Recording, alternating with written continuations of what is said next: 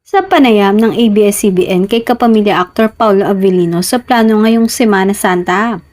Very religious din daw siya at ang kanyang pamilya.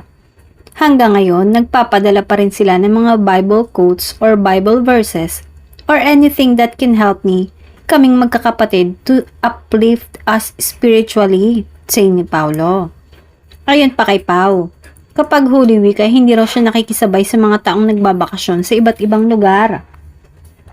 Madalas mag-isa lang ako sa bahay. Nagsiself-reflect lang ako at ina-assess ko rin yung mga pagkakamaling nagawa ko or kung paano ko pa mai-improve yung mga parts ng personality ko na tingin ko hindi maganda yung epekto sa ibang tao, saad ni Paulo. Samantala, kumalat naman ang larawan kung saan kasama nito ang anak na si Aki sa aktres na si LJ Reyes. Nagbanding nga ang mag-ama. Hindi naman sigurado kung kasama ang aktres na si Kim.